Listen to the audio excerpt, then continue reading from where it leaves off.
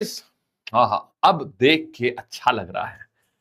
वाह जी वाह, सारे हमारे छोटे मोटे लंबे चौड़े सारे बालकगण मिल गए हमारे सामने। क्या बात है भाई, बहुत स्वागत बालक लोग, बहुत बहुत स्वागत। आइए तो शुरुआत करते हैं हम लोग आज की अपनी सभा की। बहुत प्यारी प्यारी चीजें हैं। हम लोगों ने चालुक्य से लेकर के सारी चीजें हम लोगों ने तो देख ली। अभी हम लोगों ने प्राचीन इतिहास पूरा खत्म कर दिया और मध्यकालीन इतिहास से शुरू करी है भाई अपनी कहानी। हाँ जी, यस यस यस, मध्यकालीन इतिहास से हम लोगों ने सारी करी है शुरुआत। And now we are going ahead on to आगे के टॉपिक्स पे। आप सब मस्त जबरदस्त, ठीक है, धुआंधार एकदम। चलो भाई, तो आते हैं और दिल्ली सल्तनत देखेंगे आज पूरी कहानी। रोजगार लाभ जिंदाबाद। टेलीग्राम मेरे भाई ये रहा, ये है तुम्हारा टेलीग्राम। ठीक, यहां पे तुमको मिलती हैं सारी चीजें सब कुछ, ठीक है। और यहां के लिए यहां से मिलती हैं, ये है वो सारी चीजें जो हमें मिलती हैं। ऊर्जा यहां से मिलती है हमको, ऊर्जा, धन्यवाद भाई। और शुरुआत करते हैं, ये हो गया हमारी आने का समय और अब करते हैं शुरुआत। आओ देखो, दिल्ली सल्तनत की बात कर रहे हैं मेरे भाई। सबसे पहली बात करते हैं कि भारत पर विदेशी आक्रमण हुआ था। सबसे पहले बताओ किसने कराया था, सबसे पहले कौन था। मैं पहले तो थोड़ी सी देर के लिए ना आपका वो लूंगा, एक बार आपको रिवाइज करा दूंगा 2 मिनट, उसके बाद फिर आगे चलूंगा, ठीक है। तो अब मुझे बताओ, भारत के ऊपर अगर विदेशी आक्रमण की अगर अपन बात करें तो फिर मुझे बताओ, इस विदेशी आक्रमण में हमारे पास में भाई सबसे पहले कौन है, वो कौन 3 लोग थे जो आए थे।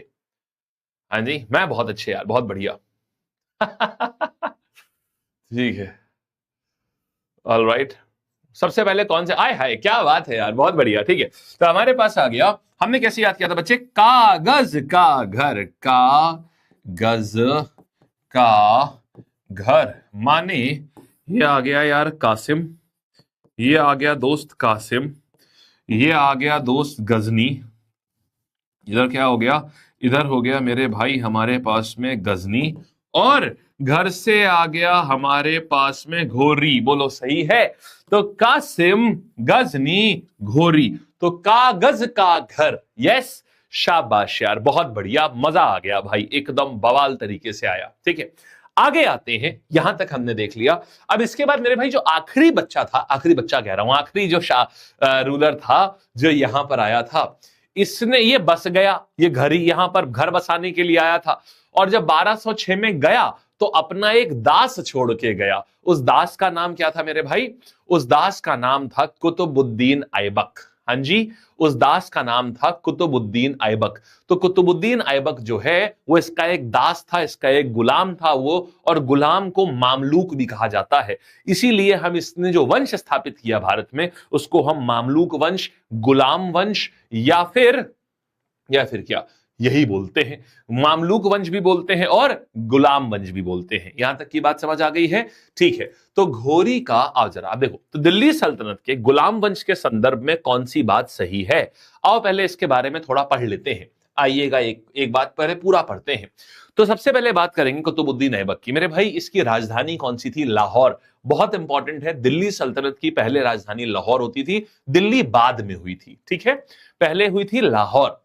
तो उस समय लाहौर, सोचो लाहौर भी उस समय इंडिया में ही हुआ करता था। इनफैक्ट 1947 तक लाहौर, कराची सब भारत में हुआ करते थे। इंडिया सब अगर यूनिफाइड होता है तो भी बढ़िया होता है ना, कोई लड़ाई झगड़ा नहीं, सब आराम चल रहा है, बढ़िया एकदम मस्त। ना बांग्लादेश अलग है, ना पाकिस्तान अलग है, कोई लड़ाई झगड़े नहीं। सोचो कितनी लाइफ बच जाती, कितने जान बच जाती, कितने जीवन बचते हैं। जब से ये सब हो रहा है तब से जानी जान जा रही है। ना आज तक कश्मीर में कुछ हो पाया वैसा, ना इधर, बस लड़े पड़े हुए हैं। एक होता तो कितना बढ़िया होता, खैर तो नहीं है तो क्या बताया जाए। तो कुतुबुद्दीन ऐबक जो है, इनकी राजधानी थी लाहौर।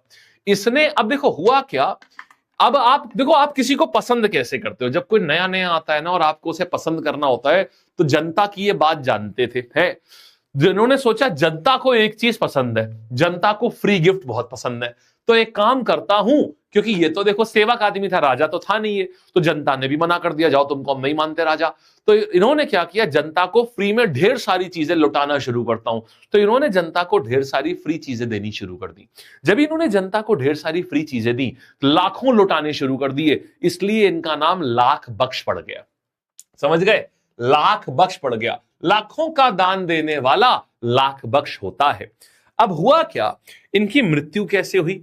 एक बार की बात है भाई, ये पोलो खेल रहे थे, तो पोलो खेलते समय हुआ क्या, ये घोड़े से गिर गए। पोलो खेलते समय ये घोड़े से गिर गए और इस कारण क्या हुआ, इनकी मृत्यु हो गई। तो भारत का पहला राजा जो घोड़े से गिर के मर गया, तो पोलो खेलते समय ये घोड़े से गिर गए और मर गए। अब बात आती है जब ये भारत में आए, अब देखो भारत में मोस्टली उस समय हिंदू पॉपुलेशन हुआ करती थी, तो इन्होंने क्या किया, अब इनको ये दिखाना था अपने यहां पर पूरे अरब वर्ल्ड में कि भाई हम हिंदुस्तान जा रहे हैं, हम यहां पर इस्लाम की स्थापना करने जा रहे हैं। तो यहां पर आकर के इसने क्या करना शुरू किया, इसने मंदिर को तोड़ना शुरू किया। अब इसने क्या किया, दो चीजें बनाई, एक मस्जिद बनवाई और एक मस्जिद बनवाई और एक धर्मशाला बनवाया। एक शिव मंदिर हुआ करता था, शिव मंदिर को तोड़ा और शिव मंदिर को तोड़ करके उसकी जगह मस्जिद बनवाई। इसके बाद एक गुरुकुल हुआ करता था, संस्कृत गुरुकुल, संस्कृत गुरुकुल को तोड़ा और तोड़ करके उसकी जगह पर एक धर्मशाला बनवाया। तो यहां पर दो चीजें आती हैं भाई मेरे, देखो क्या हुआ, बहुत लॉजिकली समझना, नोट्स बनाने का तरीका जो क्या होता है ये भी बताऊंगा। देखो बहुत लॉजिकली समझना, तो कहानी क्या आ रही है, ये है ऐबक, ये है ऐबक, ठीक है। अब ये ऐबक क्या कर रहा है, ऐबक जब भारत आता है तो ये देखता है भारत में मुझे एक्सेप्ट नहीं किया जाएगा, जो ऑलरेडी, और ये कहां पर था, लाहौर में राजधानी बनाई थी इसने। लाहौर इस समय दोनों लोग रहते थे, हिंदूज एंड मुस्लिम्स दोनों रहते थे लाहौर में, क्योंकि वो गेटवे है, बिल्कुल रास्ते में पड़ता था। यहां तक समझ आई? तो अब इसने क्या किया कि भाई मुझे अपने लोगों में लोकप्रिय होना है, तो लोकप्रिय होने के लिए मैं क्या करता हूं, यहां पर इसने तोड़फोड़ शुरू करी। सबसे पहले इसने क्या हुआ, एक शिव मंदिर को तोड़ा, और शिव मंदिर को तोड़ने के बाद में क्या किया, शिव मंदिर तोड़ा और तोड़ने के बाद में यहां क्या करा, एक मस्जिद बनवा दी, ठीक है। अब देखिए इसमें क्या है ना, इसकी जाहिलियत ही है ये, इसकी जाहिलियत ही है ये। इसने क्या किया, मंदिर से जो मूर्तियां निकली, मूर्तियां तोड़ी गई, मूर्तियां निकाल के मूर्तियों को तोड़ा, और उसके बाद इस मस्जिद की जो सीढ़ियां थी, उन सीढ़ियों के ऊपर उन मूर्तियों का मलबा लगाया, ताकि लोग बार बार उन मूर्तियों के ऊपर पैर रख करके अंदर जाएं। ये हेट्रेड थी कि भाई आपको हम इतना, ये बेसिकली अरब वर्ल्ड को ये दिखाना था कि भाई हम तो भारत में जा रहे हैं, हम यहां पर इस्लाम का परचम बुलंद करने जा रहे हैं, और बाकी किसी धर्म को, गैर इस्लामिक धर्म को रहने का मतलब ही नहीं बनता है। अब क्या हुआ, तो इससे अरब वर्ल्ड में जो, देखो सूफी और दो होते हैं, एक होते हैं सूफी और एक होते हैं वहाबी। सूफी लोगों को तो बहुत खराब लगी ये बात, वहाबी लोगों को बहुत अच्छा लगा ये कि हाँ भाई ऐसा ही होना चाहिए। तो इस्लाम दो तरीके से फैलता है, एक जैसे ख्वाजा मुइनुद्दीन चिश्ती हुए, निजामुद्दीन औलिया हुए, ये सूफी संत हैं जिन्होंने धर्म की अच्छी बातें बता करके लोगों को बताया कि भाई धर्म में ऐसी ऐसी अच्छी बातें, तुम्हें पसंद हो तो तुम धर्म स्वीकार कर सकते हो, इस्लाम स्वीकार कर सकते हो, और ऐसी ऐसी अच्छी अच्छी बातें लिखी हुई हैं कुरान में। फिर दूसरा आया वहाबी, जिसमें आतंकवाद आता है। वहाबियों का यह था कि हमको येन केन प्रकारेण, हमको स्थापना करनी है इस्लाम की। येन केन प्रकारेण मतलब इसमें गर्दन काटना, गला रेत देना सब जायज, काहे में, वहाबी में। तो ये वहाबी पंथ की तरफ थे ये, माने येन केन प्रकारेण हमको इस्लाम फैलाना है, ठीक। तो अब यहां फिर क्या हुआ, मस्जिद बनवाई, फिर क्या हुआ, एक संस्कृत गुरुकुल था, एक गुरुकुल था संस्कृत का, तो संस्कृत गुरुकुल को तोड़ा और इसको तोड़ करके बोला मुझे 2.5 दिन के अंदर अंदर, बोला इसने इतनी जल्दबाजी करी, अपने लोगों को बोला कि मुझे तुरंत का तुरंत इसके ऊपर छत चाहिए। इसने इतनी जल्दबाजी करी कि 2.5 दिन के अंदर ही उस पर छत डलवा दी बिल्डिंग पे। बहुत बड़ी बात है, आप एक बिल्डिंग बनवाते हो और आप 2.5 दिन में छत डलवा देंगे, ये बहुत बड़ी बात है। इसीलिए उसको बोला गया 2.5 दिन का झोपड़ा, माने 2.5 दिन का झोपड़ा। ये अजमेर में बनवाया गया था, ठीक है। तो ये संस्कृत गुरुकुल की जगह पर ये 2.5 दिन का झोपड़ा हो गया, ठीक है, 2.5 दिन का झोपड़ा। अब देखो का झोपड़ा, अब देखो एक और चीज आती है, ये कहां बना है मेरे भाई, आ से 2.5, आ से अजमेर, ये अजमेर में बना है। अब क्या है, अब ये जो कुव्वतुल इस्लाम मस्जिद है, अब यहां पर क्या आता है कि भाई इसने एक और चीज करी। किसी भी मस्जिद के लिए क्या होता है, आप एक मीनार बनाते हैं ताकि वहां से अजान के समय पर जो मौलवी साहब हैं वो सबको बता दें कि हाँ भाई अजान का समय हो गया है, तो आप एक मीनार बनाते हैं। तो इसीलिए इसने क्या किया, कुतुब मीनार बनवाया। कुतुब मीनार मतलब इसका मन था कि मैं सबसे बड़ी मीनार बनवाऊंगा जो दूर से ही दिखे, ताकि पता चले कि भाई इस्लाम भारत में अब स्थापित हो चुका है और अब दूर दूर से ही इस्लाम दिखाई पड़ता है। तो इसके लिए इसने क्या कराया, इसने कुतुब मीनार बनवाई इसके लिए। ठीक है, तो यहां से क्या हुआ, कुतुब मीनार बनवाने का तात्पर्य क्या था, ताकि दूर से ही दिखे कि इस्लाम की स्थापना अब इतने ऊंचे लेवल पर हो चुकी है। तो यहां पर आया कुतुब मीनार। ठीक है भाई, ये आ गई बात। तो ये स्थापना हुई इसने, तो ये सारी चीजें यहां पर इसने करवाई। फिर चौगान खेलते समय मर गया। देखिए ये थोड़ा सा खराब राजा था एक प्रकार से, ये सहिष्णु नहीं था, मतलब ये बाकी धर्मों को, गैर इस्लामिक धर्मों को लेकर के ये टॉलरेंट नहीं था, ये बहुत ज्यादा, हाँ ठीक है, ये बहुत ज्यादा उनको लेकर के ना बड़ा बगावती सा हो जाता था। इनफैक्ट एक खुशवंत सिंह की एक नॉवेल है train to Pakistan. Train to Pakistan में खुशवंत सिंह लिखते हैं और उसको एक ऑथेंटिक नॉवेल मानते हैं, कभी पढ़िएगा। क्या करते थे ये लोग, खौफ फैलाने के लिए। देखिए धर्म का इस्तेमाल अपना पॉलिटिकल उल्लू सीधा करने के लिए हमेशा किया गया है, हमेशा। आम लोग धर्म की चपेट में आते हैं और दूसरे लोग उन धार्मिक भावनाओं के प्रति उनको भरते हैं और फिर अपना उल्लू सीधा करने के लिए पॉलिटिकल पार्टीज धर्म का इस्तेमाल करती हैं। ये क्या करता था, इसकी अपनी गद्दी सुरक्षित रहे तो ये क्या करता था, जो पंडित होते थे उनको मारता था, उनकी गर्दनें काटता था और गर्दनों को ना अपनी तलवार के ऊपर लगा करके फिर घूमता था।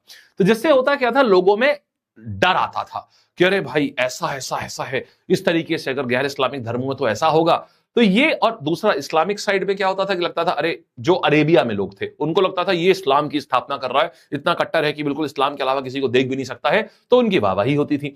तो यानी क्या हुआ, धर्म का इस्तेमाल करके अपना पॉलिटिकल उल्लू सीधा करने का जो कार्यक्रम है ये भारत में हमेशा से चलता आ रहा है और आज भी हो रहा है। एक बड़ी प्यारी सी बात बताता हूं मैं आपको। क्यों नहीं, अभी नहीं, मैं वैसे चेक करवाया कराऊंगा कौन सा कराना है। ठीक, चलिए आगे बढ़ते हैं। अच्छा अब समझिएगा, नाउ व्हाट इज हैपनिंग। 2.5 दिन का झोपड़ा और ये, और क्या बताने जा रहा था भूल गया, देखो है भूल गया यार। चलिए, राजा निर्दयी थे, यस राजा निर्दयी थे। अब देखो अब क्या करेंगे यहां पर, हाँ जी थैंक यू पंकज भाई। चल, तो हमारे पास ये देखा तो कुतुब मीनार, कुव्वतुल इस्लाम और 2.5 दिन का झोपड़ा, यहां तक सभी बच्चों को समझ में आया बढ़िया से। हाँ जी, टेस्ट हिंदी इंग्लिश दोनों में बच्चे।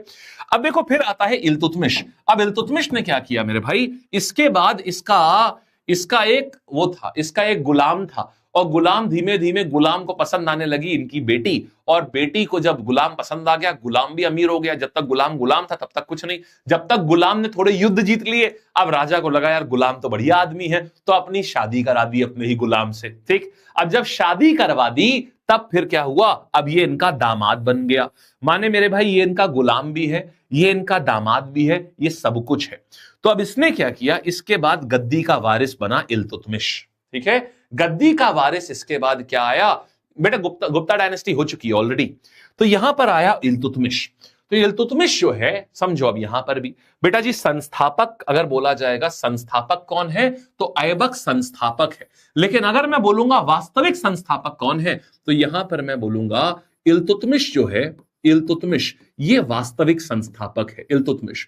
और इसने राजधानी कहां बनाई थी, ऐबक ने कहां राजधानी बनाई थी, इसने लाहौर में राजधानी बनाई थी। कहां पर बनाई थी, इसने लाहौर में राजधानी बनाई थी। और अगर मैं बात करूंगा इल्तुतमिश ने कहां बनाई थी, तो मेरे भाई इसने दिल्ली में राजधानी बनाई थी। इसने कहां बनाई थी, इसने दिल्ली में राजधानी बनाई थी। तो ऐबक ने लाहौर में राजधानी बनाई थी और इल्तुतमिश ने उस राजधानी को दिल्ली में शिफ्ट किया। अब इसने क्या किया, क्योंकि ये भी गुलाम था। देखो आदमी जैसा होता है वैसे ही लोगों को काफी कुछ हेल्प करता है। मैं एआई के बारे में बहुत जल्दी आपको बहुत कुछ बताने जा रहा हूं दोस्त, बहुत जल्दी बहुत कुछ। ठीक है, मैं चाहता हूं कि हमारे सारे बच्चे जो हैं बहुत टैलेंटेड हों और बहुत कुछ ये अपने यंग एज में ही बहुत कुछ अर्न कर सके, मेरी ये दिली इच्छा है। मैं बहुत जल्दी इसके बारे में, आप मुझे बस 1 हफ्ता मैक्सिमम दीजिए।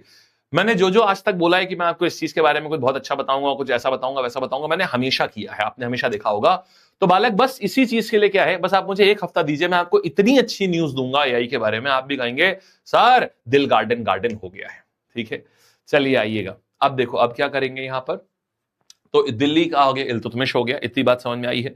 Now what is doing is इतनी बात समझ आई है। अच्छा, इसने फिर क्या किया, 40 गुलामों का एक दल बनाया, तुर्के चहलगानी बोलते हैं इसको। 40 गुलामों का एक दल बना दिया और सारी ताकत उस दल को दे दी। जैसे आपने सुना होगा मोदी जी का एक मंत्री परिषद है ना, जिसमें डिफेंस मिनिस्टर भी हैं, जिसमें होम मिनिस्टर भी हैं, जिसमें निर्मला सीतारमन जी भी हैं, तो उनका एक काउंसिल ऑफ मिनिस्टर है। बोलो हाँ या ना। बिल्कुल ऐसे ही इसने क्या किया, 40 तुर्की सरदारों का एक दल बनाया। बोले ये तुर्के चहलगानी है, चहलगानी मतलब चालीसा। तुर्की के 40 बड़े बड़े ताकतवर सरदार हैं, इनका एक गुट बना दिया, उनको चालीसा कहा, और सारी ताकत उन 40 लोगों में बट गई। बोले ये 40 लोग पूरा साम्राज्य चलाएंगे राजा के नीचे। तो अब ये 40 लोग एक से एक ताकतवर हो गए। लेकिन अब प्रॉब्लम आई मेरे भाई। अच्छा, इसने और काम क्या किया, इसने काम ये किया, ये पहला आदमी हुआ दिल्ली सल्तनत का जिसने सिक्के चलवाए। तो इसने क्या किया, इसने टंका और जीतल, भाई मेरे ये 100% एग्जाम में आएगा, इसने सिक्के कौन से चलवाए, टंका और जीतल नाम के इसने 2 सिक्के चलवाए। ठीक, टंका मतलब चांदी के। कैसे याद रखोगे, देखो जब भी तुम कोई मान लो चांदी की चीज होती है तो तुम डंका बजा के बताते हो ना, ओ भैया ये पेन चांदी का है, पता है, ऐसा वैसा नहीं, चांदी का है। तो तुम डंका बजा के बोलते हो ना, अरे भैया ये पेन चांदी का है। तो डंका से टंका, तो टंका जो है वो चांदी का हो गया। यहां तक की बात ठीक है। इसके बाद जब टंका चांदी का हो गया तो बचा क्या, फिर आया तांबा।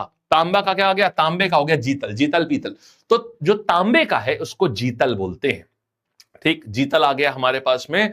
तो हमारे पास में कौन कौन सी चीज आ गई, चांदी की चमक कैसी होती है एक बात बताओ, ऐसे याद रखो, चांदी की चमक कैसी होती है, एकदम टकाटक होती है ना, चांदी की चमक एकदम टकाटक होती है, तो टंका हो गया। ठीक बात है। और दूसरा क्या आ जाएगा हमारे पास में, यह आ जाएगा जीतल। कैसे याद रखोगे, पुराने समय में जब कोई जीत जाता था तो उसे पदक मिलते था, बोला हाँ या ना।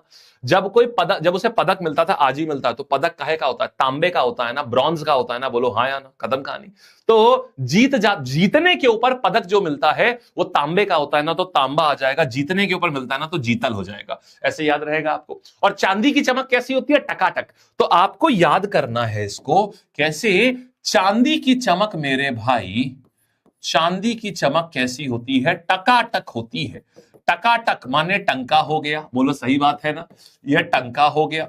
और उसके बाद बात आती है पीतल की चमक जो होती है, पीतल क्या होता है, पीतल कैसा, पीतल क्या हो जाएगा, जब कोई जीतता है तो पीतल का उसको मेडल मिलता है ना, जीतता, जब कोई जीत जाता है तो जीत से आ जाएगा मेरे भाई जीतल। बोलो याद रहेगी, ये बहुत अच्छी ट्रिक है, आपको हमेशा याद रहेगा इससे। ठीक है, ये बात समझ आ गई हमको। अब क्या हुआ भाई, अब जब ऐसा हुआ, अब इल्तुतमिश के भी अब इनके दिन गिने चुने दिन थे, अब ये भी खत्म होने वाले थे। जब ये खत्म होने वाले थे, लगभग इन्होंने 24 साल 25 साल रूल किया। जब 25 साल रूल किया, इसके बाद भी इसकी कोई, देखो पूत कपूत तो का धन संचय, पूत सपूत तो का धन संचय, आपने बात सुनी है भाई। अगर लड़के काम के हुए तो उनके लिए धन संचय करके क्या ही मिलेगा, और लड़के नाकारा नालायक हुए तो उनके लिए भी धन संचय करके क्या मिलेगा, सब बर्बाद कर देंगे। और अगर काम के हुए तो अपने आप पैदा कर लेंगे। तो बड़ी एक अच्छी कहावत है, पूत सपूत तो का धन संचय, पूत सपूत तो का धन संचय। अब हुआ ये कि इनके जो पुत्र थे वो सारे कपूत निकल गए, लेकिन धन संचय तो कर लिया था भाई ने, पूरा साम्राज्य एकत्र कर लिया था। तो अब इनके पास एक चीज थी, अब इनके पास में एक, इनके कोई लड़के, सारे लड़के नालायक निकल गए। इनकी लड़की जो थी जिसका नाम था रजिया सुल्तान, रजिया सुल्तान इनकी सबसे काम की लड़की थी।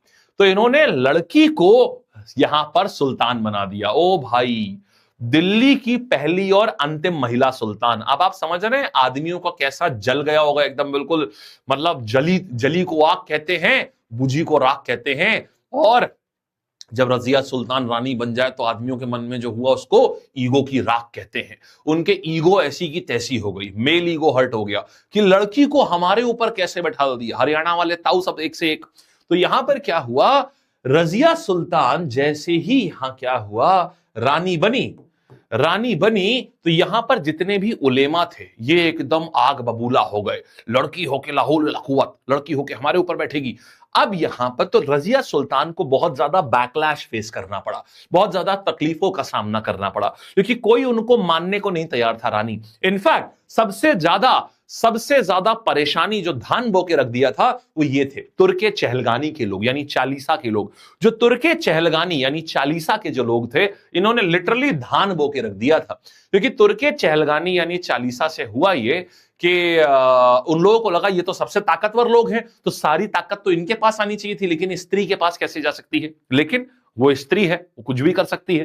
तो इसीलिए क्या हुआ, ये रानी बनी, पहली और आखिरी महिला शासक। इसने अपना नकाब हटा दिया, उलेमा को जो बचे खुची खोपड़ी थी वो भी उड़ गई।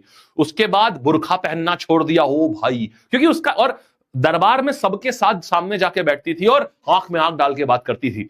अब लोगों को ये लगा कि यार स्त्री होकर के ये सब करना तो अच्छा नहीं है, पर्दे में रहना चाहिए स्त्रियों को, और इस्लाम में स्त्रियां ऐसे नहीं रहती हैं और गैर मर्दों से तो बात भी नहीं कर सकती हैं। तो ऐसा ऐसा होना शुरू हो गया। बाद में क्या हुआ कि अब जब सिंपल सी बात है, औरत का कुछ ना कर सको तो उसके चाल चलन पे सवाल उठा दो। तो क्या किया गया, इसने एक उस समय ना एक बड़ा इंपॉर्टेंट होता था, पद होता था मेरे भाई, आमीर आखूर। मतलब होता था, आमीर आखूर का मतलब होता था जो अस्तबल होता है ना, अस्तबल घोड़े, घोड़ों का मुखिया। घोड़ों का मुखिया एक बहुत ऊंची ऊंची पदवी होती थी। तो अभी तक क्या था, यहां पर सिर्फ तुर्की लोग ही बैठते थे, ये ऊंची पोजीशन थी। तुर्की लोग अपने आप को बाकी नस्लों से ऊपर मानते थे। मतलब मुसलमानों में भी अपने आप को प्योर मुसलमान मानते थे, और इंडियन मुसलमानों को मानते थे कि तुम बेकार मुसलमान हो, मतलब तुम नीची जात के मुसलमान हो, और अपने आप को वो प्योर मुसलमान मानते थे। जैसे आज भी मैं आपको बताऊं, जो अरेबिया सऊदी के जो लोग हैं या यूएई के जो लोग हैं, वो इंडियन मुस्लिम्स को, पाकिस्तानी मुस्लिम्स को, बांग्लादेशी मुस्लिम्स को बहुत अच्छा नहीं मानते। वो कहते हैं कि तुम तो रियल मुस्लिम हो ही नहीं, मतलब वो उनको बहुत नीची नजरों से देखते हैं। सऊदी के मुस्लिम्स, यूएई के मुस्लिम्स, उनका कहना है कि हम प्योर मुस्लिम्स हैं, हम प्योर ब्रीड हैं, तुम लोग जो हो, तुम लोग कन्वर्टेड हो। Indian Muslims, Bangladeshi Muslims, Pakistani Muslims बोलते हैं कि तुम लोग कन्वर्टेड हो, तुम लोग प्योर नहीं हो, तुम नीची जात के हो, ऐसा। तो अभी क्या था, यही उस समय भी मानते थे, तुर्की लोग अपने आप को ऊपर मानते थे। तो जैसे ही यहां पर क्या हुआ, रजिया सुल्तान ने मलिक याकूत को बना दिया एक ऊपर वाली पोजीशन पर। जैसे ही उसने भेजा, इन लोगों ने बोलना शुरू कर दिया कि सुनो, पता है वो कैसे गया है? ऐसे नहीं गया है घोड़े के ऊपर बैठने, ऐसे नहीं गया है, मैडम का प्रेमी है वो। अरे भैया, मैडम से छुपे छुपे मैडम मिलती हैं, उससे जाके अस्तबल में भैया हाँ। तो ऐसे करके क्या हुआ, इन्होंने बातें बनानी शुरू कर दी, अल्तूनिया, समझे? तो यहां पर हुआ, अल्तूनिया कह रहा हूं, मलिक याकूत, तो मतलब कि भाई इनके मतलब लांछन लगाना शुरू कर दिया। खैर, फिर क्या हुआ, तुर्के चहलगानी में से ही एक आदमी था, अल्तूनिया, भटिंडा का गवर्नर था, उसने बगावत कर दी। तो पहली बगावत जो हुई है वो अल्तूनिया ने करी है। ये तुर्के चहलगानी इसी चालीसा का मेंबर था, और इसने इनके खिलाफ बगावत कर दी कि भाई एक औरत से आदेश मैं नहीं ले पाऊंगा। अब ये भी बोली कि ऐसी की तैसी तुम्हारी आदेश तुम ही दूंगी। गई ये भी उसको अटैक करने, उसके ऊपर युद्ध लड़ने, लेकिन युद्ध में रजिया सुल्तान हार गई। जब रजिया सुल्तान हार गई तो उन्होंने वहां पर एक ऐसा अस्त्र निकाला जिसके आगे भगवान का पशुपास्त्र भी बेकार हो जाता है, जिसके आगे इंद्रदेव का ब्रह्मास्त्र भी बेकार हो जाता है। ऐसा अस्त्र ना ब्रह्मा जी के पास है, ना शिव जी के पास पशुपास्त्र है, ना अर्जुन के पास था, और ना ही महायोद्धा कर्ण के पास था। बताओ कौन सा है वो बताओ कौन सा है वो अस्त्र? ऐसा अस्त्र इन्होंने निकाला रजिया सुल्तान ने हारने के बाद। बताओ क्या है? क्या निकाला? कुछ नहीं, पप्पी फेस बना लिया भाई। हारने के बाद दीदी ने पप्पी फेस बना लिया। हारने के बाद जब ये हुआ, और यहां तो भाई अल्तूनिया पिघल गया। इतना हुआ कि अल्तूनिया पिघल गया। बोले क्या रे पगली, रोएगी क्या है? ऐसा मत कर, अब रुलाएगी क्या? छोड़, चल शादी कर लेते हैं। रजिया सुल्तान चेयरफुल, हाँ चलो शादी कर लेते हैं। तो अब क्या हुआ, रजिया सुल्तान मौका परस्त थी, उन्होंने देखा कि हार चुकी हूं और चालीसा के आदमी से हारी हूं, तो अब कोई और चालीसा का आदमी बैठने नहीं देगा जीवित। अब यह क्या होगा, बार बार हर कोई अटैक करेगा। अगर गद्दी चाहिए तो सामने वाले आदमी से शादी कर लो। है मोटी पार्टी है, मोटी पार्टी है, बढ़िया पैसे वाली पार्टी है, और हरा भी चुकी है। मतलब अब यहां से रजिया सुल्तान को गोल्ड डिगर नहीं कहेंगे, है ना, गोल्ड डिगर नहीं कहेंगे, है ना, कह नहीं सकते ना, ऐसा हिस्ट्री में ऐसा कह नहीं सकते कि गोल्ड डिगर। तो यहां से तुरंत ही उन्होंने शादी का प्रस्ताव रख दिया। यहां पर आप देखिए, इतिहास में आपको जब से पढ़ा रहा हूं, आप देखिएगा शादी को साम्राज्य जीतने के टूल के रूप में इस्तेमाल किया गया है मेरे भाई। आप देखिएगा, शादी को साम्राज्य जीतने के टूल के रूप में इस्तेमाल किया गया है। अरे तुम गलती तुम्हारी है, तुम्हें भी सोचना चाहिए था। अंबानी साहब की बेटी भी है, बिरला साहब की बेटी भी है, अनन्या बिरला, अच्छा। तो तुम गरीब नहीं हो, तुम्हारी स्ट्रैटेजी खराब है। मैं हमेशा बोलता हूं, तुम गरीब नहीं हो भाई, तुम्हारी स्ट्रैटेजी खराब है बस। अमीर बनने की तुम्हारी स्ट्रैटेजी में कमी है। तो बेटा हुआ क्या, रजिया सुल्तान जो है जब ये लौट रही थी अल्तुनिया के साथ शादी करके वापस भटिंडा से दिल्ली, तो रास्ते में कैथल हरियाणा में इनके ऊपर हमला होता है और रजिया गुंडों में फंस जाती है और यहां पर रजिया को मार दिया जाता है। यहां तक की बात समझ आ गई है। तो ये क्या हो गया, रजिया गुंडों में फंस गई। तो ये जो कहानी आई है ना कि रजिया गुंडों में फंस गई, ये सच है, रजिया गुंडों में यहीं फंसी थी। बोलो भाई, यहां तक बात समझ आ गई है। तो बच्चे आपको तीनों चीज समझ आ गई कि यहां कुतुबुद्दीन ऐबक थे, इनकी बेटी का टाका कहां भिड़ा, उन्हीं के गुलाम से है, उन्हीं के गुलाम से भिड़ा। पहले पापा जी को बहुत एतराज था शादी करने के कि हम क्या हम उससे शादी करेंगे, गुलाम है वो मेरा। लेकिन जैसे ही गुलाम जो है प्रमोट होता गया और मिलिट्री में अच्छा करने लगा, आर्मी जनरल बन गया, तो पापा जी को लगा बेटे में कुछ तो दम है, तो यहां बेटे से शादी कर दी और ये गुलाम ही बन गया उनका दामाद, और फिर ये राजा बन गया इल्तुतमिश। फिर इसके पास इसके सारे बेटे नालायक थे, इसकी बिटिया बहुत अच्छी थी, रजिया सुल्तान को रानी बनाया। फिर रजिया सुल्तान हार गई तो उसने अल्तुनिया से शादी कर ली, अल्तुनिया से शादी कर ली, फिर दोनों लोगों को मार दिया गया है, छल से मार दिया गया, गुंडों में फंस गई, खत्म हो गई। अब इसके बाद छोटे मोटे छोटन भैया जो है राजा वाजा बनते रहे, लेकिन कोई बड़ा राजा नहीं आया अब तक। अब सल्तनत इंतजार कर रही थी किसी न किसी बड़े राजा की कि कोई तो आएगा। मेरे भाई लगभग मान के चलिए 30 साल तक ऐसे ही छोटे मोटे इसका जो एक दूर का बच्चा था, इसका एक दूर का बेटा था नसीरुद्दीन महमूद, ध्यान से सुनना मेरी बात, नसीरुद्दीन महमूद इसका एक दूर का बेटा था। उसने बोला अब दीदी खत्म हो गई है, मैं राज करूंगा। अब वो राज करने आता है, वो इतना मतलब इतना हल्का आदमी कि दिन भर अफीम में डूबा रहता था। नसीरुद्दीन, ठीक है, नसीरुद्दीन आ गया गद्दी पर राज करने के लिए। इल्तुतमिश की दूर की संतान थी, इल्तुतमिश की दूर की संतान थी, मतलब कोई स्टेप सन वगैरह होगा, सौतेला बेटा वगैरह होगा कुछ। अब क्या होता है, नसीरुद्दीन का एक वजीर था, वजीर का नाम था बलबन। बलबन को पता था कि राजा मेरा पोपट है, बलबन जानता था कि राजा मेरा पोपट है, इसका पपलू बनाए रहो। धीमे धीमे बलबन जो है राजा से नजदीकियां बढ़ाता रहा और उसका पपलू काटता रहा और धीमे धीमे वजीर बन गया यहां पर। और ये बलबन भी मेरे भाई इसी तुर्के चहलगानी का मेंबर था, इसी चालीसा का मेंबर था बलबन भी। बलबन जानता था कि सारे तुर्के चहलगानी वाले लोग इसी गद्दी के पीछे पड़े हुए हैं। धीमे धीमे राजा को पोटता रहा और जब राजा के बहुत करीब आ गया तो एक दिन राजा को ही सुलटा दिया। राजा को सुलटाने के बाद खुद ही गद्दी पर बैठ गया। अब यहां से आता है एक बहुत तगड़ा राजा जिसका नाम था बलबन। बलबन जो है, अब ये बहुत इंपॉर्टेंट है, ये जानता था कि सबसे बड़ा ये कौन है, सबसे बड़ा कौन है यहां पर सांप कौन है, सबसे बड़ा सांप है चालीसा। तो इसने सोचा ना रहेगा बांस ना बजेगी बांसुरी, चालीसा को ही खत्म कर दो। मतलब सारे लोगों को मारो नहीं, इस चालीसा ग्रुप को बोलो कि आज से चालीसा खत्म, मतलब तुर्के चहलगानी जैसा कोई ग्रुप ही नहीं होगा। तो इसने चालीसा को खत्म कर दिया, सबसे पहले बलबन ने काम किया, क्योंकि पता था सारा विद्रोह ये लोग बहुत ताकतवर है, इनसे मुझे रिस्क है। अब इसके बाद क्या किया, 40 अमीरों को बैन कर दिया, यही है बलबन। तो बलबन ने बैन कर दिया।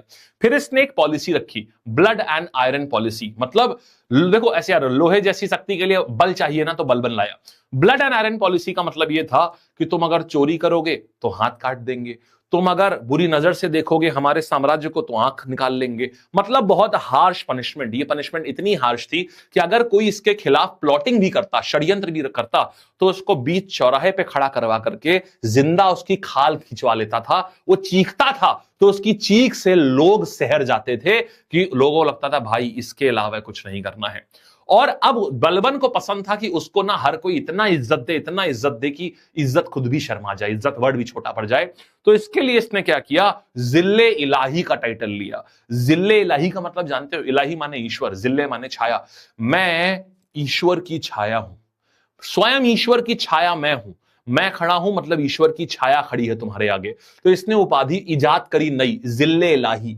भाई को उससे भी चैन नहीं पड़ा, ईश्वर की छाया, इससे भी भाई को चैन नहीं पड़ा। भाई ने बोला सुनो ऐसा है, तुम क्या करोगे समझना, इसका एक ही सपना था। मैंने क्या बोला भाई, इसका एक ही सपना था, बलबन का एक ही सपना था कि मैं इतना बड़ा राजा बनूं, मैं इतना बड़ा राजा बनूं, कि ये था सपना, एक ही सपना था। ठीक है, यही सपना था। क्या सपना था कि जब मैं राजा बनूंगा तो पूरी दुनिया मेरे आगे झुकेगी। तो इसने यहां से एस से आया सिजदा, इसने सिजदा की, सिजदा करवाया। मतलब अगर तुम मेरे आगे आओगे तो पहले तुम कमर तक झुकोगे और फिर सलाम करोगे, ऐसे है, ऐसे करके तुम सलाम करोगे, तब तो तुम मेरे आगे खड़े होने के लायक हो। दूसरा, पाबोस लेकर आया। पाबोस का मतलब क्या होता है कि अगर मैं राजा हूं, मैं तो खैर राजा हुई हूं, और अगर तुम मेरे सामने आ रहे हो तो मेरे भाई अगर तुम्हें मुझसे बात करनी है, अगर तुम्हें मुझसे बात करनी है राजा से, तो तुमको नीचे झुक के मेरे पैरों को चूमना पड़ेगा। सोचो, राजा के पैरों को चूमना पड़ेगा, समझ रहे हैं कितना खराब। चलो, तो राजा के पैरों को चूमना पड़ेगा अगर तुम यहां पर पाबोस, तो सजदा और पाबोस, ताकि तुम्हें तुम्हारी औकात दिखाई जा सके कि तुम कितना नीचे हो और राजा कितना ऊपर है, समझ रहे हो।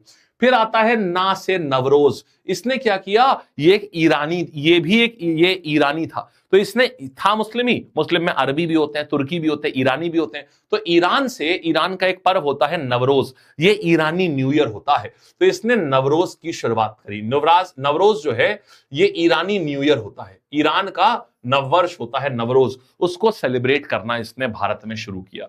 तो भाई साहब ये सारी चीजें थी जो किसके कार्यकाल में हो रही थी, ये सब कुछ बलबन ने अपने कार्यकाल में कराया। बोलो, यहां तक बात समझ आ गई है?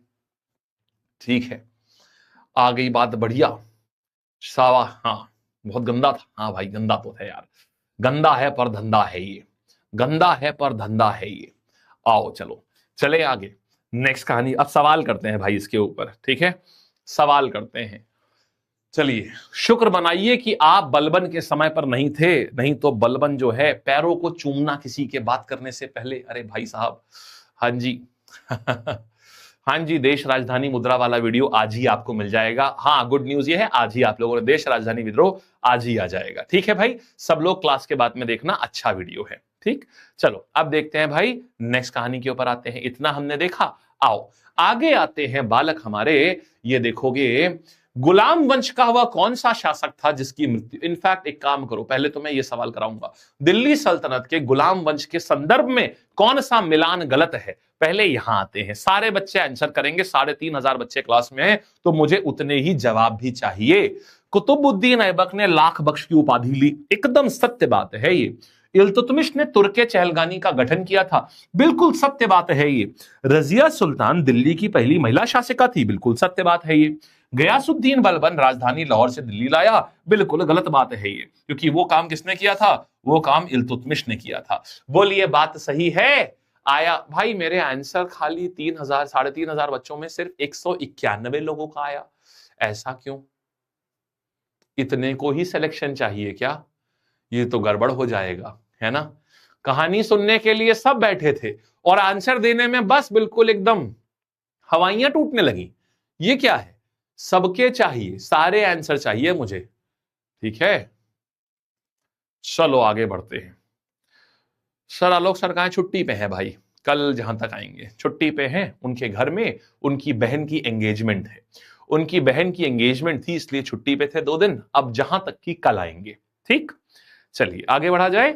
आगे आते हैं भाई साहब, नेक्स्ट कहानी पर आते हैं। चलिए अब देखिएगा, अब आते हैं तो अब देखो मेरे भाई, यहां पर गुलाम वंश का वह कौन सा शासक था जिसकी मृत्यु लाहौर में चौगान खेलते समय घोड़े से अचानक गिरने की वजह से हो गई थी। बोलो भाई आंसर क्या आ जाएगा? शाबाश। यूट्यूब से पैसा कैसे कमाएं, एआई से कैसे कमाएं, मैं सब बताऊंगा मेरे भाई, बस मुझे 1 हफ्ते का समय, तो बहुत कुछ बढ़िया ला रहा हूं आपके लिए। ठीक है, चलो very good, okay okay okay, बहुत अच्छी बात है, शाबाश, वेरी गुड यार, बहुत बढ़िया। आंसर हमारे पास आ जाए कुतुबुद्दीन ऐबक। कह रहा सर आपको न्योता नहीं मिला, अरे मैं अगर चला जाऊंगा तो तुमको पढ़ाएगा कौन मेरे भाई, मैं जा ही नहीं सकता कहीं पर भी। आपको याद होगा जिस दिन मेरी सालगिरह थी, मैरिज एनिवर्सरी थी, मैं उस दिन भी आपको पढ़ा ही रहा था, क्योंकि यार बहुत बड़ी जिम्मेदारी होती है, किसी बच्चे की जिम्मेदारी अगर आप ले रहे हैं तो बात ये नहीं होती कि यार आप फ्री में पढ़ रहे हो या ये पढ़ रहे हो, आपने पैसे देकर पढ़ रहे हो, बैच में पढ़ रहे हो, फ्री पढ़ रहे हो। पॉइंट ये होता है आज के समय पर फ्री कुछ नहीं है, आप अगर यहां भी पढ़ रहे हो तो पैसे से बहुत ज्यादा कीमती आपका समय है। पैसा तो क्या है यार, 200 400 500 रुपया कोई ऐसी बड़ी बात नहीं है, सच्चाई है, कोई बहुत बड़ी बात नहीं है, वो सबके पास होगा, लेकिन समय 500 रुपया 1000 रुपया दोबारा कमाया जा सकता है, लेकिन समय जो गया वो कभी नहीं आ सकता है। तो आपने मुझे ना अपना समय दिया है, और समय लेना बहुत बड़ी रिस्पॉन्सिबिलिटी है, बहुत बड़ी जिम्मेदारी होती है। तो ऐसे नहीं कर सकते कि बैच छुट्टी 3 दिन की छुट्टी नहीं कर सकते, इसीलिए जाना मेरा बहुत लिमिटेड रहता है कहीं पर भी हो। चलिए बताइए। हाँ जी, शाबाश। मध्यकालीन भारत में सिक्कों के क्षेत्र में बड़े सुधार, चांदी को टंका। मेरे भाई चांदी की चमक टकाटक होती है ना, और जीतने पर क्या मिलता है? जीतने पर पीतल का मेडल है ना, जीतल मिलता है। तो यहां जाएगा तांबे का जीतल। तो ये किसने कराया था? ये इल्तुतमिश ने कराया था। यस, शाबाश बेटा। टेस्ट हिंदी में है, पूरा हिंदी में है। Very good.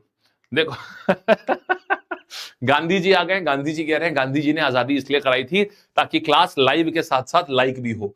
गांधी जी आ गए हैं, उनकी आजादी उन्होंने इसीलिए दिलवाई थी। देखो बता रहे हैं वो। आंसर आएगा इल्तुतमिश। आगे आते हैं मेरे भाई। फिर देखो, सुल्तान की प्रतिष्ठा बढ़ाने के लिए दरबार में सजदा और पापोस जैसी कठोर परंपराएं शुरू करने वाला, चालीसा दल को नष्ट करने वाला शासक कौन था? तो ये कौन आ जाएगा हमारे पास में? कुतुबुद्दीन ऐबक, इल्तुतमिश, गयासुद्दीन बलबन या रजिया सुल्तान? आंसर मेरे पास में आ जाएगा मेरे भाई, ये था गयासुद्दीन बलबन। शाबाश। मेरी बस एक ही रिक्वेस्ट है, सारे बच्चे आंसर करिएगा प्लीज। अब आंसर कर रहे हैं, अच्छा लग रहा है। अब काफी बच्चे आंसर कर रहे हैं, which is very very good. शाबाश यार, ठीक है। लेकिन सब अभी भी नहीं कर रहे हैं, तो सब करिएगा अभी।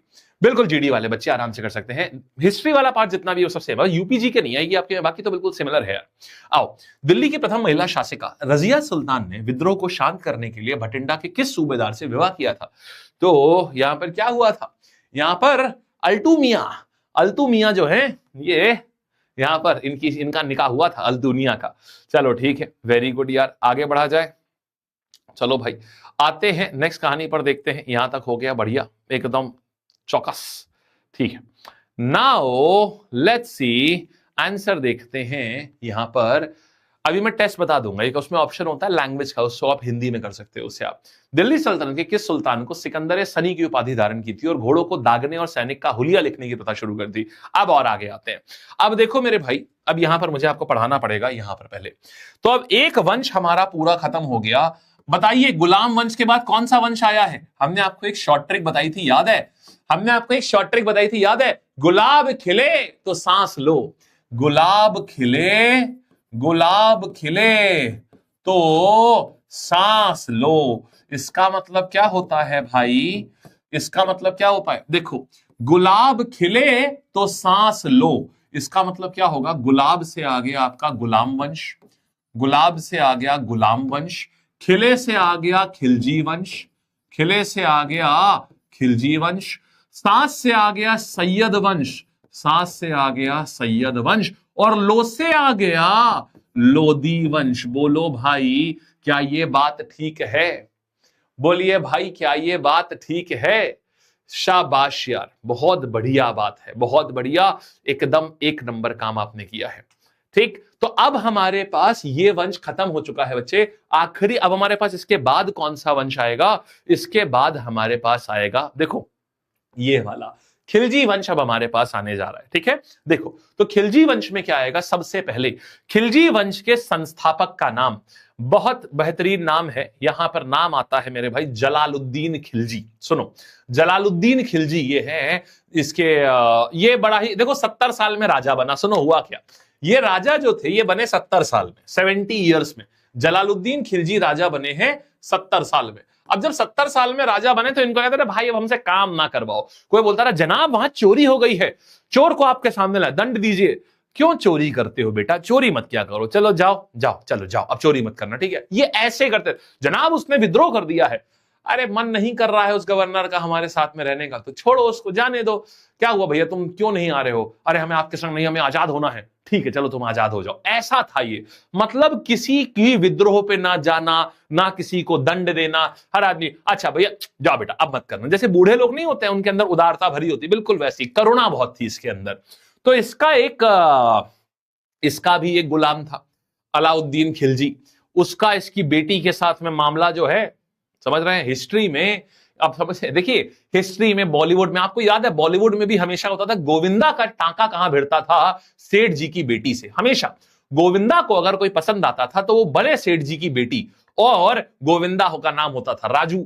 अब राजू को पसंद आ जाती थी मालकिन की बेटी, और पूरी मूवी उसी पे चलती थी। तो देखिए हमेशा से ऐसे होता आया है, राजू को पसंद हमेशा मालिक की बेटी आती थी। तो यहां पर भी इस राजू को भी मालिक की बेटी ही पसंद आ गई और मालिक की बेटी से शादी कर ली, और ये इनका दामाद बन गया। दामाद बनने के बाद में अब क्या हुआ, इसका नाम था अली गुरशप, ये इसका बचपन का नाम था। सुनना, अब हुआ क्या, एक बार ये दक्खन पे अटैक करने गया, दक्खन पे, साउथ पे। अब जलालुद्दीन खिलजी बड़ा नाराज, तुमने मुझसे पूछे बिना कैसे अटैक कर दिया दक्कन के ऊपर। फिर जब उसने दिखाया कि सुनो आप हो गए हैं बुढ़वा, अब आप हो गए हैं बुढ़वा, तो अब आप देखिए जरा कितना पैसा लाया हूं मैं वहां से। तो इन्होंने पैसा दिखाया, बोले भाई बुढ़ो देखो तुम इतना पैसा लाया हूं वहां से। अब जलालुद्दीन खिलजी ने, अरे वाह बहुत बढ़िया यार, तूने बहुत अच्छा काम किया भाई, तूने अटैक कर दिया। मतलब वक्त, जज्बात, समय सब बदल गए। अभी तक यही जलालुद्दीन खिलजी अलाउद्दीन खिलजी को डांट रहे थे सबके सामने कि तुम्हारी हिम्मत कैसी हुई, तुमने मेरी परमिशन के बिना तुमने अटैक कर दिया।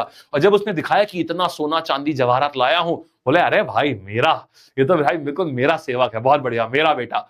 अब लेकिन अलाउद्दीन का ईगो हर्ट हो चुका था, तो जलालुद्दीन खिलजी ने बुलाया, आओ गले लगो। तो गले तो लगे अलाउद्दीन, लेकिन चाकू निकाल करके ससुर जी को रेस्ट इन पीस कर दिया, माने मार दिया।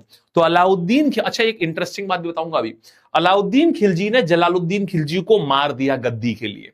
अब सोचो आज भी भाई भाई में युद्ध, लड़ाई हो जाती है, बाप बेटे में लड़ाई हो जाती है जमीन के लिए, तो सोचो ये पहले से भी यही होता आ रहा था। सत्ता के लिए हमेशा आदमी ने अपने सगे संबंधियों को भी मार दिया है, सत्ता के लिए, पैसे के लिए, जमीन के लिए। जर जोरू जमीन, इसीलिए बोला गया है जर जोरू जमीन, इनके लिए हमेशा से ही भारत में युद्ध हुए हैं, हमेशा। अब क्या हुआ, अलाउद्दीन खिलजी ने जब मार दिया तो खुद ही ये राजा बन गया, और इसने एक उपाधि ली सिकंदर सनी, माने मैं दूसरा अलेक्जेंडर हूं, सेकंड अलेक्जेंडर। जैसे अलेक्जेंडर कभी नहीं हारा था ना, वैसे ये भी कभी नहीं हारा, ठीक है। तो आपने क्या हुआ, इसने बहुत बड़ी सेना रखी, बहुत बड़ी सेना रखी, और उस सेना में सुधार भी करे। अब क्या सुधार करे बताता हूं अभी। देखो, बचपन का नाम अली गुरशप, उपाधि सिकंदर सनी की, बाजार नियंत्रण। बाजार नियंत्रण क्यों करा? अच्छा एक बात बताओ, जैसे मान लो आप सब बच्चे, कोई कांस्टेबल बनेगा, कोई एसआई बनेगा, कोई होमगार्ड बनेगा, ठीक है। मान लो आपको एक सैलरी मिलेगी, मान लो आपको ना 40,000 रुपए की तनख्वाह मिलती है, मान लो बच्चे, मान लो आपको 30,000 रुपए की सैलरी मिली, लेट्स से, ठीक है। अब 30,000 रुपए की सैलरी है, अगर एक बात बताओ, अगर पेट्रोल, आटा और ये इतना महंगा हो जाए कि बेसिक आपको आटा, दाल, चावल करने के लिए भी आपकी जो सैलरी है 30,000 की, मान लो वो इतना महंगा हो जाए कि मुश्किल से 10 दिन ही आप इस सैलरी से काम चला पा रहे हो, तो बताओ क्या आप सही से नौकरी करोगे? आप हमेशा ये नहीं सोचोगे यार कुछ और पैसा कहीं से 2 नंबर का आ जाए, कहीं थोड़ा सा यार भाई मुझे तो मेरा परिवार पालना है, और अगर मुझे मेरा परिवार पालना है और ये मार्केट में इतना सब कुछ महंगा हो गया है, और तो कि मेरी तनख्वाह मात्र 10 दिन में खत्म हो जाती है, सिर्फ मैं राशन पानी करता हूं उसी में मेरी 10 दिन में खत्म हो जाती है, अब तुम क्या सोचोगे? थोड़ा 20 रुपया कहीं से मिल जाए, 50 रुपया कहीं से मिल जाए, 200 रुपए कहीं से मिल जाए, किसी को तुम करप्शन कराओगे, यही करोगे। तो इसीलिए क्या हुआ, तुम बहुत जरूरी है, या तो सरकार तुम्हारी सैलरी बढ़ा के 70-80 हजार करे, राइट। दो रास्ते हैं, या तो सरकार तुम्हारी तनख्वाह को 70,000-80 हजार कर दे, या फिर तुम क्या करो, या फिर तुम सीधे सीधे मोटी मलाई वाला करप्शन करो, है मोटी मलाई वाला करप्शन करो तुम, कि नकद नारायण की बात करो। अरे साहब थोड़ी नकद नारायण तो चढ़ाइए आप। अब ऐसे में क्या होगा, इससे करप्शन बढ़ेगा और इससे राजा का खर्चा बढ़ेगा, दोनों चीज गड़बड़ है ना सल्तनत के लिए। इससे करप्शन बढ़ेगा, इससे राजा का खर्चा बढ़ेगा। तो राजा ने क्या किया, राजा के लिए एक और ऑप्शन है कि बाजार को ऐसे नियंत्रण करो कि सारा का सारा सामान, अगर मान लो तुमको 30,000 रुपए मिल रहे हैं और तुम्हारा पूरे महीने का काम ही सारा राशन आ जाता है 20,000 रुपए में, तुमको लगेगा अब भाई साहब मेरे से अमीर आदमी कोई नहीं है, पूरा खर्चा काटने के बाद भी 10,000 रुपए जेब में बच जा रहा है, मैं हूं अमीर आदमी। अब क्या होगा, अब हर कोई ऐसा अमीर आदमी बनना चाहेगा, हर कोई सेना में आना चाहेगा, राइट। क्योंकि सरकार ने क्या किया, सरकार ने बाजार को नियंत्रण कर दिया, सरकार ने जबरदस्ती पूरे बाजार के ऊपर दाम थोप दिए कि इससे ऊपर कोई बेचेगा ही नहीं। अब हर आदमी को लग रहा है अरे वाह यार, इस पोजीशन पे तो सारा खर्चा भी निकल जाता है और 10,000 रुपए सेविंग के भी बच जाते हैं। अलाउद्दीन खिलजी ने यही किया। अलाउद्दीन खिलजी ने अपने सैनिकों की सैलरी नहीं बढ़ाई, उसने क्या किया, बाजार को नियंत्रण कर दिया, सबका पैसा एकदम कम कर दिया, और ऑफिसर गठित कर दिए जो बाजार को जाके हर समय देखेंगे कि उन्होंने बाजार को जाके जो हर समय देखेंगे कि भाई कितना कौन कोई ब्लैक मार्केटिंग तो नहीं कर रहा है, कोई काला बाजारी तो नहीं कर रहा है, कोई तय दाम से ऊपर तो नहीं कर रहा है। इसीलिए इसने 3-3 मंडियां भी लगाई, एक घोड़े की मंडी और आदमी बेचने की मंडी अलग। उस समय आदमी बिकते थे, आदमी औरत सब बिकते थे। आपको अगर मान लीजिए कोई औरत खरीदनी है, लड़की खरीदनी है, लड़का खरीदना है, छोटा लड़का खरीदना है, बड़ा लड़का खरीदना है, आप बाजार जाइए, आप उसका दाम दीजिए और आप दाम दे करके उसको घर लेके आ जाइए। ये होता था पहले, मार्केट होती थी, इसको बोलते थे दास की मार्केट। तो दास और घोड़ों की एक मार्केट होती थी, अनाज की एक मार्केट होती थी और कपड़े की तीसरी मार्केट होती थी। 3 मार्केट होती थी यहां पर। तो क्या हुआ यहां पर, तो बाजार नियंत्रण किसने करवाया, अलाउद्दीन खिलजी ने। भाई ने खेल कर दिया, सीधे सीधे मार्केट ही में दाम कम करा दिए। और क्या किया, अच्छा अब एक और सुनो, भाई के टाइम पे खेल बहुत होते थे। अब हुआ क्या था, इसकी सेना बहुत बड़ी थी, तो जिन लोगों के पास में घोड़े होते थे, पता है क्या करते थे, इतने नालायक लोग हैं कसम से यार। अच्छा, हिंदुस्तान में ना टोपीबाज बहुत है, सही बता रहा हूं, हिंदुस्तान में टोपीबाज बहुत है। और पता है, आप टोपीबाज इसलिए नहीं बनते हो क्योंकि आप बुरे हो, आप टोपीबाज इसलिए बनते हो क्योंकि बाकी दुनिया टोपी पहना रही होती है। जैसे एग्जाम्पल बताता हूं आपको, आदमी रिश्वत इसलिए नहीं लेता मेरे भाई क्योंकि वो रिश्वत लेना चाहता है, नहीं, उसके आसपास हर कोई रिश्वत ले रहा होता है और उसको यह पता होता है कि अगर उसने रिश्वत नहीं ली तो उसको उसको सिस्टम का कांटा समझा जाएगा, उसको उठा के फेंक दिया जाएगा। ईमानदार रहना एक प्रॉब्लम है।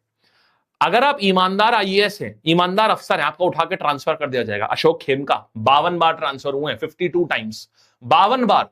कोई भी सरकार आए 52 बार ट्रांसफर हुआ। सोचो, बोलो 52, 30 साल की तो यार सर्विस होती है भाई, तुम 52 बार तो ट्रांसफर कर दिए हो। 4 महीने, 3 महीने, 1 महीना, 6 महीना, सोचो इंसान की जिंदगी क्या हो गई। जो मतलब क्या जिंदगी रह गई इंसान की, क्या बच्चों की जिंदगी हो गई। तो दूसरा कि अगर मान लो जैसे तुम सिग्नल पे खड़े हुए हो ना, और उस सिग्नल पे, अच्छा तुमने कभी ये चीज देखी है, कुछ कुछ ऐसे रेड सिग्नल होते हैं, समझना तुम सबके साथ हुआ होगा, कुछ कुछ ऐसे सड़क के रेड सिग्नल होते हैं जहां कोई नहीं रुकता। अगर रेड सिग्नल भी है फिर भी सारे लोग जा रहे हैं, तो तुम भी चले जाते हो। क्यों? क्योंकि अब अगर उस रेड सिग्नल पे अकेले तुम रुक रहे हो और बाकी सारे लोग जा रहे हैं, तो तुमको अपने आप में लगेगा, आए मैं बेवकूफ हूं क्या, सब लोग जा रहे हैं, शायद इस सिग्नल पे नहीं रुकना था। जबकि तुम्हें पता है रेड का मतलब रुकना होता है, लेकिन फिर भी यहां पर क्या है, तुम यहां पर चले जाते हो। क्यों? क्योंकि सब कर रहे हैं, इसलिए तुम भी वो काम सही लगने लगता है। करप्शन ऐसे ही बढ़ता है, जब सब करते हैं ना तो इंसान को लगता है कि यार ये तो सही चीज है, यही तो हुआ, यही तो करना ठीक है, कुछ गलत कहां है इसमें, ये कहानी। तो अब यहां भी क्या हुआ, यहां पे करप्शन कैसे होता था बताता हूं। अलाउद्दीन खिलजी को, जैसे मान लो मैं हूं मैं घोड़े का सप्लायर हूं, मैंने अलाउद्दीन खिलजी को दिखाया, ये देखिए ईरानी घोड़ा, ये देखिए बादल, क्या बढ़िया है, इतना ऊंचा, इतना इतना लंबा चौड़ा, इतना मजबूत। और ऐसे करके मैंने उसको 10 घोड़े दिखाए और बोला कि ठीक है। तो अलाउद्दीन खिलजी ने बोला कि ठीक है, मुझसे बोला कि तुम 10 घोड़े का दाम ले लो और जब मुझे सेना के लिए जरूरत हो तो तुम भेज देना। तो पता है ये लोग करते क्या थे, मैं घर आया, मैंने दाम तो लिया 1 नंबर घोड़े का, लेकिन मेरे घोड़े वो थे ही नहीं, मैं कहीं कहीं से मांग के लाया था खाली दिखाने के लिए। जब मुझे घोड़े भेजने हुए, मैंने घोड़े की जगह खच्चर भेज दिए, गधे भेज दिए, क्योंकि मेरे पास तो घोड़े थे ही नहीं। मतलब दिखाया माल कुछ जाता था और बेचा कुछ जाता था। जैसे आप सब्जी वाले के वहां गए होंगे, अगर आप गाड़ी में बैठ करके सब्जी ले रहे हैं तो क्या करेगा, दिखाएगा ऊपर बढ़िया बढ़िया, और उसके बाद घर पहुंचोगे, कभी हुआ ऐसा, घर पहुंचे एकदम सड़ी गली सब्जी रखी हुई है, माल दिखाया कुछ और बेचा कुछ, यही होता था। तो अलाउद्दीन खिलजी ने क्या शुरू किया, घोड़े के ऊपर दाग देना। मतलब एक लोहे की छड़ होती थी, उसको आग में गर्म करते थे और आग में गर्म करके ऐसा स्किन के ऊपर ऐसे दाग दे देते थे। अब ये पक्का हो गया कि जो घोड़ा मुझे दिखाया गया है वही घोड़ा मेरी सेना में भी आएगा। ये होता है दाग देना।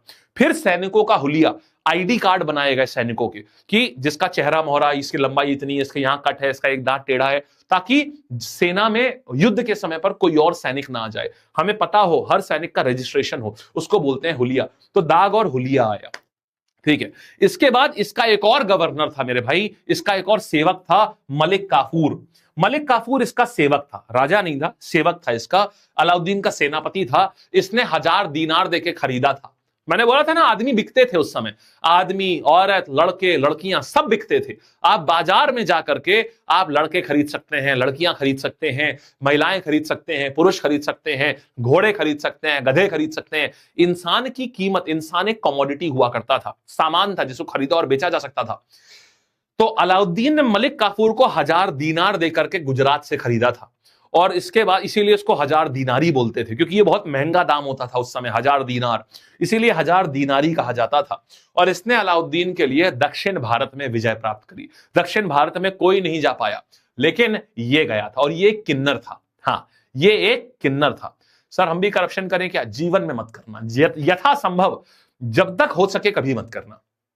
जब ऐसी बात आ जाए कि तुम्हें करो या मरो वाली बात है, तो भी कोशिश करना ना करना पड़े, ठीक है। क्योंकि यार करप्शन फ्री जब हम होंगे तभी कुछ जीवन में हो पाएगा कुछ, ठीक है, चलिए अच्छा यहां तक हो चुका भाई। तो ये आपने देख लिया हजार दीनारी से लेके जलालुद्दीन खिलजी, अलाउद्दीन खिलजी, मलिक काफूर।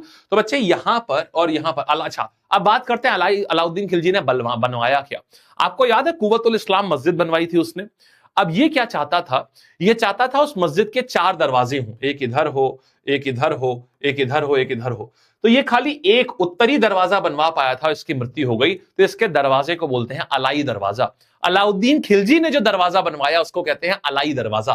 तो ये आ गया अलाई दरवाजा।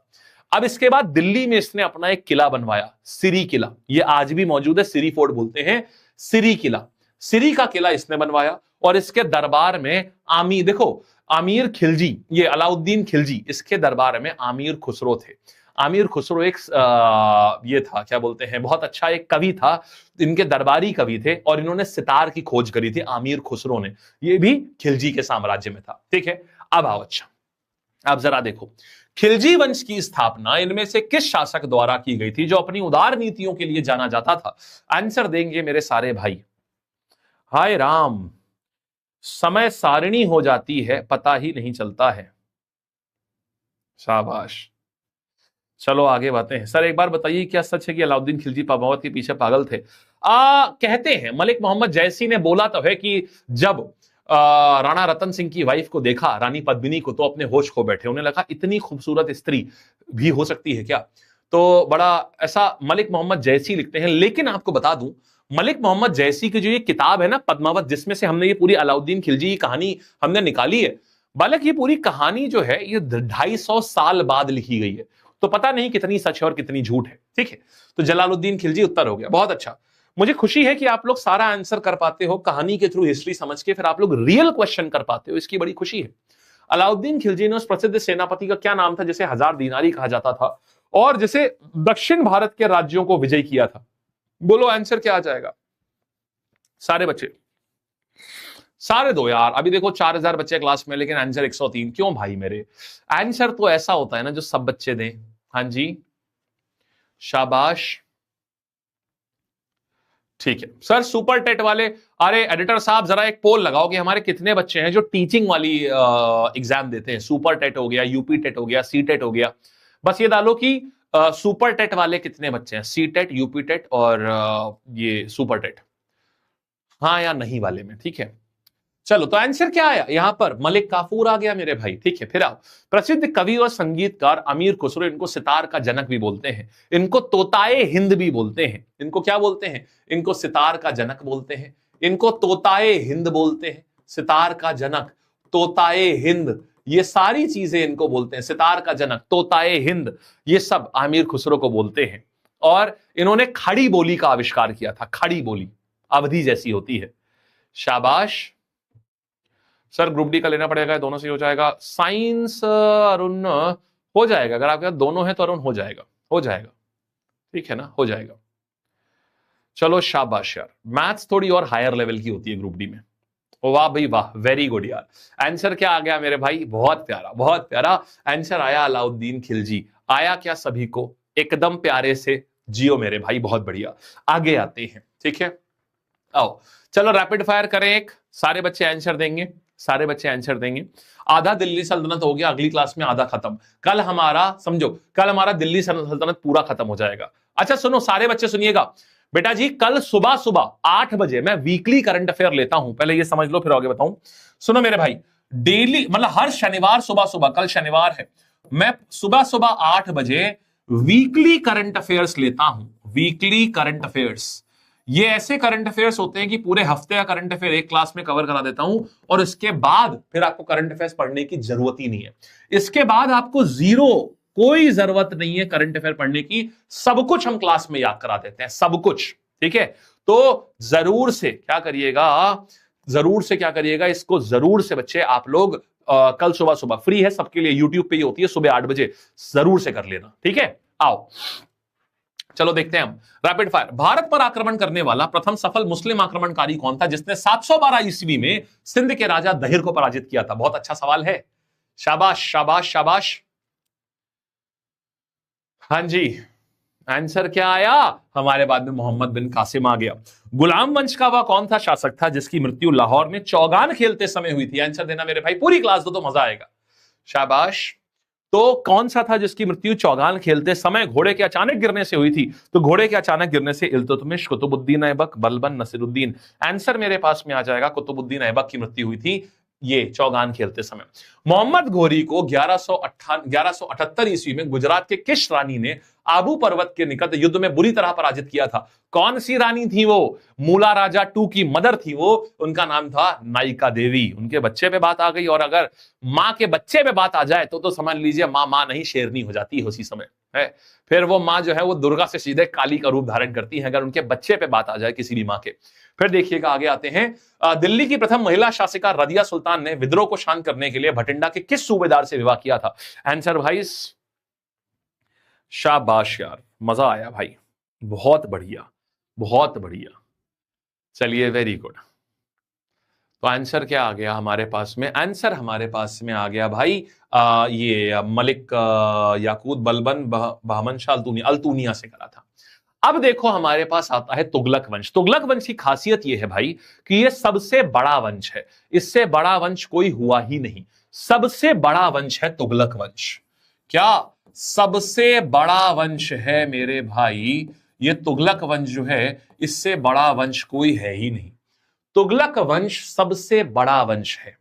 तो सबसे बड़ा का मतलब सबसे बड़े कार्यकाल में इन्होंने रूल किया है, इनसे ज्यादा कार्यकाल तक कभी किसी ने रूल किया ही नहीं। ठीक है, तो इसकी शुरुआत किसने करी थी? हाँ जी, टेट के 300-350 लोग हैं। चलो बहुत अच्छा, ठीक है ठीक है। अब देखिएगा सर, रनिंग अभी से करनी है क्या? बेटा मैंने आज एक शॉर्ट डिटेल में डाला है कि रनिंग कैसे करना है, ठीक है ना। हाँ, रनिंग कैसे करनी है मैंने पूरा डिटेल में डाला है। आप बच्चे आराम से देख लो कि रनिंग किस तरीके से कब से शुरू करनी है, आपको पूरा आइडिया लग जाएगा उस वीडियो को देख करके। ठीक है, आओ चलो। अच्छा, तो अब तुगलक वंश देखो। तुगलक वंश के शासकों और उनके द्वारा किए गए कार्यों के संदर्भ में कौन सा मिलान सही है, ये तो हम पढ़ेंगे, पहले इनकी हिस्ट्री पढ़ते हैं। तो कुल मिला के देखो यहां पर 3 लोग आए हैं। यहां पर कौन कौन लोग आए हैं? घियासुद्दीन तुगलक। इसके बारे में बड़ी प्यारी बात बताता हूं अभी तुमको, बहुत प्यारी। घियासुद्दीन तुगलक जो है, इसका नाम है जीएसटी। गाजी मलिक था इसका ओरिजिनल नाम, गाजी मलिक नाम था। जीएसटी माने घियासुद्दीन तुगलक, इसको जीएसटी बुलाते हैं प्यार से। 1320 में राजा बना, 1320 से 1325 तक की। तुगलक वंश का संस्थापक है ये, और नहरों का निर्माण किया था। ये सबसे बड़ी बात है। इसने अभी ना नहरों का, जैसे क्या था, नहर क्या होती है, ये नदी हो गई, अब खेत यहां पर है तो यहां पानी कैसे आएगा, तो नहर का निर्माण करा था जीएसटी ने। और क्या हुआ, इसने एक अपने नाम पे शहर बनवाया, तुगलकाबाद। ये दिल्ली में ही बनवाया, तुगलकाबाद। अब इसकी मृत्यु बड़ी इंटरेस्टिंग है। कैसे इसकी मृत्यु हुई? आपने एक सूफी संत का नाम सुना होगा, सुनना, आपने एक सूफी संत का नाम सुना होगा, निजामुद्दीन औलिया। कितने लोगों ने नाम सुना हुआ है निजामुद्दीन औलिया? बोलो, कितने लोगों ने नाम सुना हुआ है? शाबाश, ओके ओके। हुआ क्या, निजामुद्दीन औलिया से एक बार इसकी कहासुनी हो गई। निजामुद्दीन औलिया अपने, आप लोग कितने बच्चों को ये कहानी याद है, मैंने सुनाई थी। निजामुद्दीन औलिया जो है, ये एक बावड़ी खुदवा रहे थे। बावड़ी का मतलब होता है कुआं। वो एक कुआं खुदवा रहे थे गियासुद्दीन, और तो सारे मजदूर जो थे वो निजामुद्दीन औलिया के वहां पर काम कर रहे थे। अब गियासुद्दीन तुगलक को यह बात बड़ी बुरी लगी कि अगर वो बावड़ी खुदवा देंगे तो वो सबके फेवरेट हो जाएंगे, और अगर वो सबके फेवरेट हो गए तो गियासुद्दीन तुगलक को कौन पूछेगा। तो उन्होंने सारे मजदूरों को बोला, आओ तुम लोग मेरा महल बनाओ आकर के। अब राजा का आदेश मजदूर टाल नहीं सकते। अब महल बनाने चले गए। अब लेकिन बावड़ी रुक गई। बावड़ी मतलब कुआं। निजामुद्दीन औलिया एक संत थे, उनका कुआं रुक गया। तो उन्होंने मजदूरों से बोला, कोई बात नहीं, तुम लोग रात में मेरा काम कर देना, दिन में उनका कर दो। मजदूर बोले, हाँ संत, हाँ साहब ये सही है, हम आपका काम करना चाहते हैं, आप हमारे गुरु हैं, हम आपका काम जरूर करना चाहते हैं, लेकिन राजा बड़ा खूंखार है, आप जानते हैं। तो बोले कोई बात नहीं, तुम लोग रात में मेरा काम कर देना। अब रात में सारे लोग आए। जब रात में सारे लोग आए तो उन्होंने गियासुद्दीन तुगलक को पता चला कि ये लोग रात में निजामुद्दीन औलिया का काम कर रहे हैं। तो गियासुद्दीन तुगलक ने ना एक आदेश जारी कर दिया कि पूरे दिल्ली में तेल की सप्लाई रोक दो, तेल ही नहीं बिकेगा। अब जब तेल ही नहीं बिकेगा तो दिए कैसे जलाओगे? तेल भाई, तुम दिए जो है वो तेल से ही तो जलाओगे। तो मजदूर आके खड़े हुए, अंधेरा पूरा, बोले साहब तेल ही नहीं मिला। तेल नहीं मिला, निजामुद्दीन औलिया ने बोला करो पानी से भर दो, तुम सारे दियों को पानी भर दो। पानी भरा, उन्होंने हाथ फेरा और कहते हैं पानी के दिए जलने लगे। गियासुद्दीन तुगलक उस समय बंगाल में था। जब उसको पता चला कि ऐसा हुआ है, आग बबूला हो गया भाई, एकदम बिल्कुल बहुत भयंकर एकदम। फिर उसने बोला कि भाई ऐसा है निजामुद्दीन औलिया, आप मेरे दिल्ली के आने से पहले निकल लीजिए, नहीं तो अच्छा नहीं होगा। मेरे दिल्ली आने से पहले आप निकल लीजिए। अब जब इन्होंने ये बात बोली, निजामुद्दीन औलिया को जब ये खबर पड़ी कि इन्होंने बोला है मेरे दिल्ली आने से पहले आप निकल लीजिए, तो इन्होंने सिर्फ एक बात बोली, पता है क्या? इन्होंने बोला हुनूज अभी दिल्ली दूर है, हुनूज अभी दिल्ली दूर है।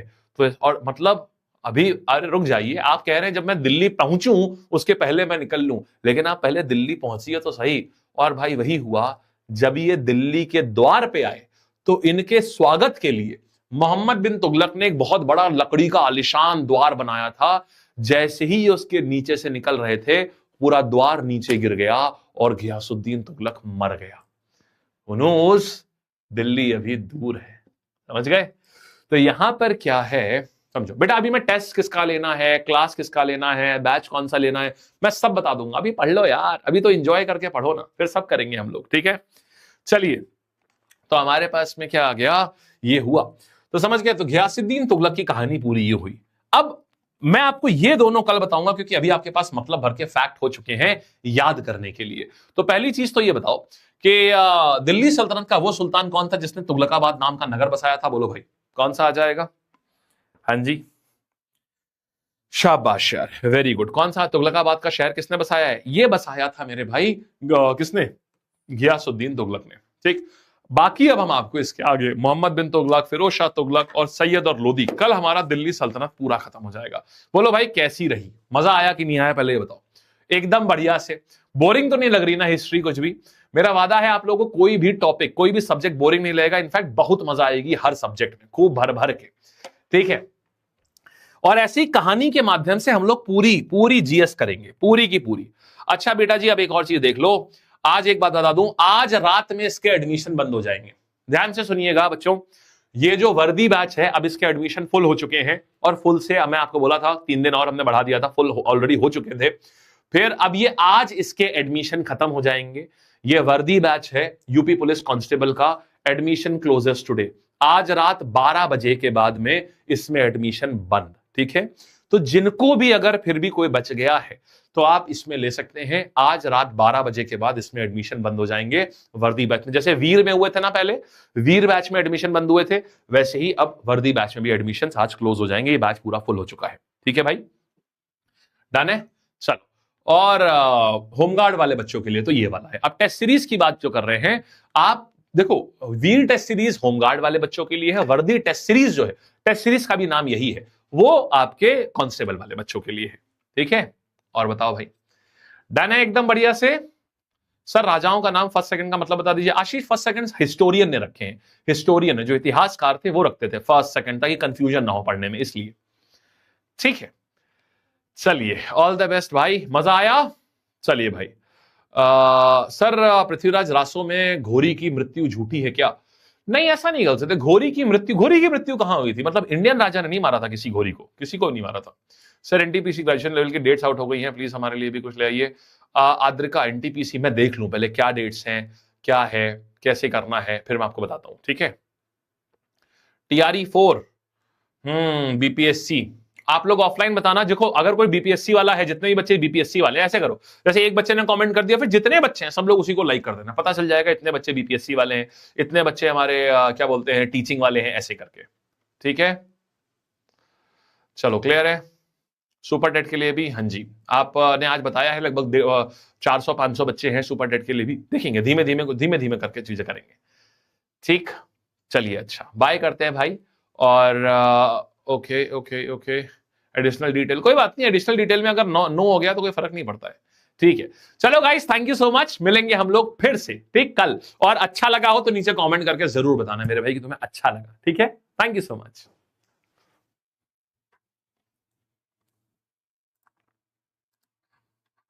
अरे हाँ, एक और चीज भाई साहब, अरे एक और चीज है, एक तो तुम्हें बताना ही भूल गया, एक चीज तो मैं तुमको बताना ही भूल गया। ये देखो, आज तुम्हारे लिए एक और वीडियो है जो कि तुमको बहुत अच्छा लगेगा। ये देखो, आज तुम्हारे लिए एक और वीडियो भी है। कौन सा? देखो देखो देखो देखो देखो, यहां पर, यहां आओगे, ये देख रहे हैं आप, ये देख रहे हैं आप, 4 मिनट में शुरू हो रहा है देश की राजधानी और मुद्रा। ये चाहिए था ना आपको, आ गया है अब, ठीक है? तो अब इसके तुरंत बाद आप सारे बच्चे यहां जाइए और आपके सिलेबस में सीधे ये टॉपिक है देश और मुद्रा, सीधे सीधे टॉपिक आता है, तो ये पूरा पूरा मैं आपको अभी यहीं पर ही हो जाएगा, अभी यहीं पर ही करा दूंगा। ठीक है, इसको बस ज्वाइन कर लेना, अभी तुरंत ये शुरू हो रहा है। ठीक भाई, चलिए, all the best, take care, मस्त रहो, जबरदस्त रहो, ऐसे ही मुस्कुराते रहो और ऐसे ही जुड़े रहो। धन्यवाद मेरे भाई।